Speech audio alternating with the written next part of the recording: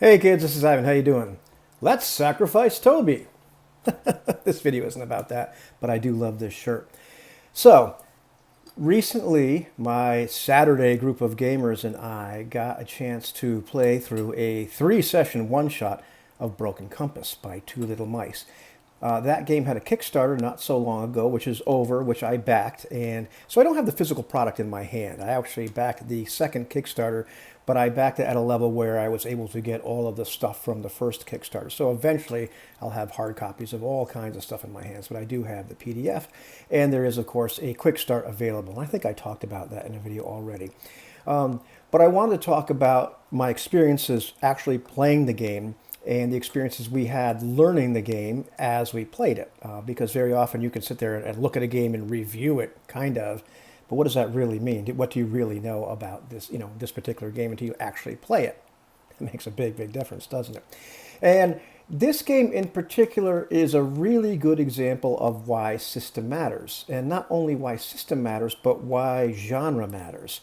And why how system and genre interacting together matters. And understanding system matters. Understanding the genre matters. A lot of things matter. And in this particular case, that really became very, very evident.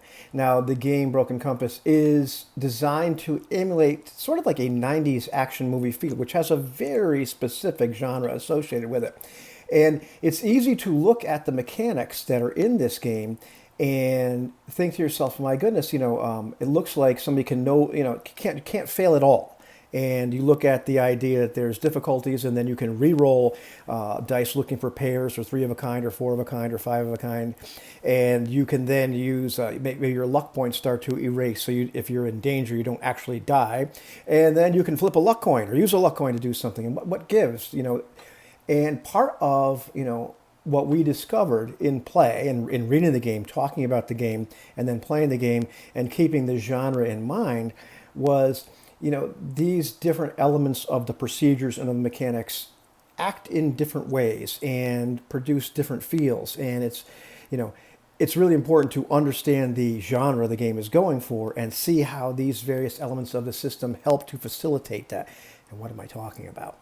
Well, in these type of movies, very often everybody, all of our protagonists, our group of people, whoever it might be, they all get to the same place. But how they get to the same place varies, quite a bit. And there are people that may get to the other side of a chasm or to wherever it is that they're going, and they're so competent they get there in one piece and they get there based upon their own skills. There's other people that only make it to the other side because somebody helps them. There are other people that get there by dumb luck. Just the improbable happens. And there are people that show up and they're bashed and bruised and they just kind of roll in at the very end, kind of beat up, and they make it across whatever the finish line happens to be. And you can think of various action movies of that type, where these kind of things happen. And so once we started wrapping our heads around that and started realizing that's kind of the feel that the game was going for, then the things start to make sense. You start to see that as you're rolling, a set of like five, three, four, five, six dice, sometimes more, sometimes less, never less than two. And you're looking for pairs or three of a kinds or four of a kinds, and you're looking for multiples of these sometimes to succeed at something or to, face a challenge or face an adversary of some type or another. You start to see that sometimes you have the chance in using various skills to overcome that based upon your ability, based upon your specialty in something. Sometimes you're risking, and you're pushing yourself harder, and you're risking complete failure by doing that. And but should you fail at rolling these dice, that doesn't mean you don't necessarily get what you want, what you're trying to do. That's a prompt to the game master and the group to introduce some sort of complication. So maybe you get to the other side, but you drop some very important item that you're supposed to have. Maybe you get hurt. Maybe your adversary gets one step closer to getting to the prize that you're both seeking, because it's very Raiders of the Lost Ark in a lot of ways. And even though that's not a 90s action movie, but that's the basic idea. It's kind of Tomb Raider, that sort of thing. That's the vibe you're going for. So that introduces this idea, well, okay, there's a complication. Just because you failed to make the check doesn't mean you failed to do the thing. It's how you arrive at the other side. As your luck points start to dwindle, that's very analogous to hit points in other games, but it doesn't necessarily mean that you're getting physically injured. It means that your luck is running out. It's very much a really good representation of what, like I always talk about, hit points in something like Dungeons and Dragons really being. That's your mojo. That's your ability to avoid really getting hurt, kind of running out. And so I enjoyed when that started to happen. You can kind of felt that sense of urgency. You're getting closer and closer to getting really injured, or maybe being in some serious danger. And using something like a luck coin, which you may, you always roll to see whether you get to keep it or not. This may save your bacon at the very end, and it may be something that you use to succeed at something very hard. And once again, you have to flip it. We just happened to be very lucky when we flipped the luck coins that we didn't lose any, which is really kind of unlikely. But, that's how statistics works with a bunch of coin flips anyhow. They come in streaks. I don't want to go down that rabbit hole, but that's what happened. But it was fun, it was enjoyable. But it's easy to look at the mechanics of the game and get the wrong idea and not understand what it's going for. And so fortunately, you can kind of see us in these 3 sessions where we start to learn the game more and more, where we start to incorporate more and more of the mechanics into the actual play, and we start to have discussions. We're like, did we do this wrong last time? We start to come to some different conclusions about how we might run the game, or how we might set difficulties, that sort of things. But we have a discussion like adults. And so Eloy and Jose and Craig and Anthony and myself, we get to you get to watch, if you want to, us actually learn this game by playing it, not just by reading it, but by actually doing the thing and saying, how did this feel? Did we mess this up? Is this going in the right direction or the wrong direction?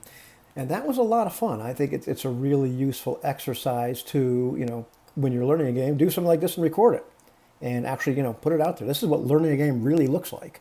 And I really enjoy this game. Part of what we talked about is that every member of our group, maybe we can even get Jose to run a session, even though right now he's saying he's not going to. But I think we can pressure him into it. I think every single one of us is going to run a scenario. Eloy's already got one all set, because I enjoy how this game works. It's a different animal. It's not the same as some other games, but it really helps to produce that sort of feel very, very well. Once you understand it, and fortunately, all of us, are of an age where we really understand the tropes and have watched enough of those movies, you can really push in that direction. And the mechanics, the results of die rolls, they inform you, okay, which way is this going? Or in which manner is this person getting to the other side of whatever it happens to be? I really dig that. So you have to get the idea of success, failure out of your mind and think in different terms. Yes, it is success or failure, but it's how things happen. So really, really cool game that these people have come up with. And so I'm happy I backed the Kickstarter. I'm happy that we're playing it. And it's another game. You can hear us talking at the end of these various sessions. I think Anthony, left a lot of that on there. We're discussing stuff, and probably a lot of things I've said there as well. This is a game where I usually don't like writer's room situations where people are kind of throwing ideas at each other. Well, maybe your guy says that, or maybe this happens here. But this game, in moderation, I kind of like it. Where we if you're not thinking of the idea at the moment, somebody else shows up and thinks of some kind of idea. And yeah, that's actually what my character would say right here. You're still mad about Belize or whatever it happens to be. It was cool having the adversaries, being able to extemporaneously make up, who these adversaries were. Got to see those kind of relationships show up and blossom in play. And so I'm really also enjoying these characters, and I'm enjoying the adversaries as well. Enjoying just the whole cast that's kind of coming together. And it's really cool, as these failures happen, as these complications get inserted, what happens? The idea that all of a sudden our guide Inuksuk, this young man, is now taken hostage by our adversaries, and then when Eloy tries to save him as he's falling towards this lake full of spikes and swords, not to give away the whole thing, he throws this object at him that hopefully Inuksuk's going to land on, but it's a very valuable, irreplaceable artifact, and he fails. He fails miserably. But that doesn't mean that Inuksuk isn't saved. That means one of our adversaries rushes, grabs this thing, and pushes young Inuksuk out of the way, but prevents him from getting hurt. Eloy's character Victoria Mallory still got what she was going for, but not in the way she planned. And all of a sudden, we put this object that we were after into the hands of our adversaries. I love the way this game works. So a lot of fun. It was a lot of fun playing it, and it was a lot of fun learning it in play, and then talking amongst ourselves, and then making some adjustments and some course corrections, and adding more layers to the mechanics onto it. So looking forward to playing it some more. Really cool game. So if you haven't checked it out, there is a quick start you can check out and see whether you like it or not. But really, really cool stuff. I'm really digging this game, and I'm digging playing it with my pals.